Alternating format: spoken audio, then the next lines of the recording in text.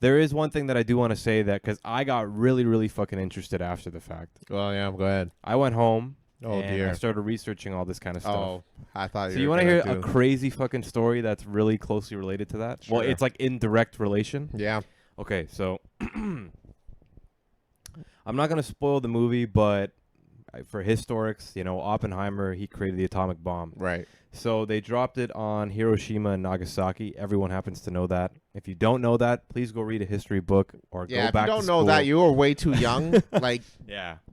Go look come that on, up. really? The States happened to drop an atomic bomb World War II on Killed Japan. nearly 200,000 people. Yeah. And people after it, they're still traumatic, after effects. I mean, how could you not? And fucking radiation in those areas and stuff like that. That's actually was worse, I think, than Chernobyl at certain points. Oh, that was definitely far worse. Yeah. So go ahead. Yeah. So the part of this is that that they didn't mention this in the movie whatsoever, but right after they created the first atomic bomb test, which was called the Trinity by the American government. J. Oppenheimer happened to be part of it, plus the whole team that happened to create this atomic bomb. They did the first test called the Trinity. It was a success, which shows in part of the movie. But the American government goes, hold on a second. I want to test some more shit. Now that we've created this bomb, we want to do some real fucking, some crazy ass shit. Let's do some damage, boy. Before we actually drop any bombs, before anything else. This is America, motherfucker. So Let's drop some bombs. This is like some real unheard historian shit. You can actually go look this up, which is crazy. So, at the time, the American government was like, hey, now that we know how to make atomic bombs, we need to see how far we can take this before we actually do anything with it. Yeah. So, there's this little tiny island called BIKINI. That's like off the coast of Hawaii. Like it's pretty far off Hawaii. Time out.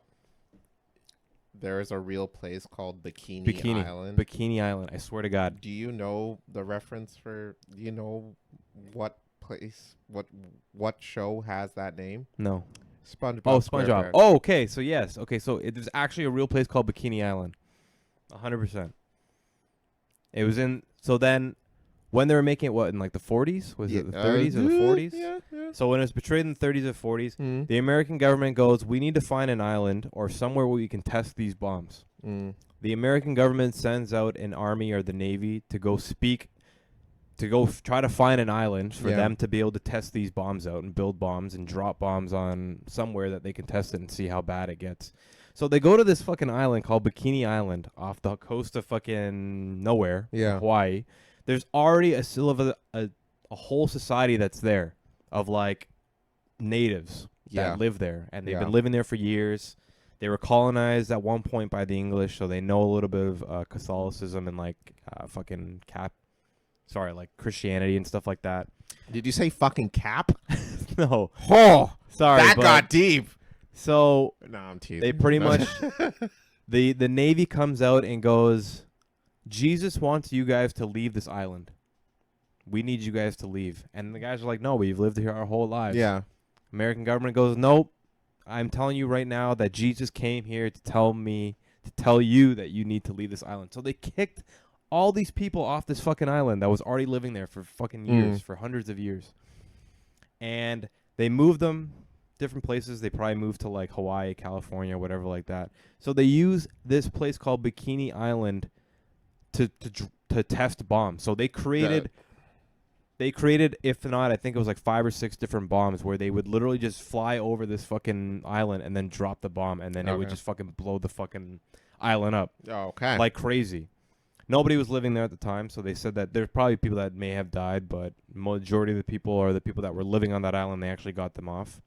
So at the time, there was a French designer that actually created the very first bikini. Like the two top, over your things. And then bikini also translate to coconut in a certain language. So that's why he used it. Yeah.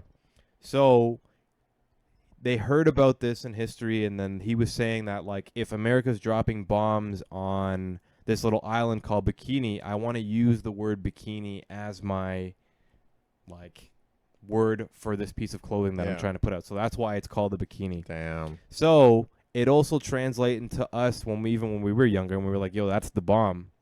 that's where the exact correlation comes when from. you So the reference slang when you're like, yo, that's the bomb. You because of- reference the clothes. Yeah, it's eventually like, oh, that girl looks like the bomb because she's Yeah. wearing a bikini because she's showing all the skin. But it really references America dropping bombs and taking over this island to get the fuck. It was fucking nuts. Go look all this up. It's actually mind yeah. fucking blown. So back- no pun intended. So back in the 90s or like the 60s and the 70s, when people would say you look like the bomb, it is a direct reference to Bikini Island. girls wearing bikinis, and then he used Bikini Island. Crazy. Yeah, man. I was fucking mind blown. What? But But you can you know- imagine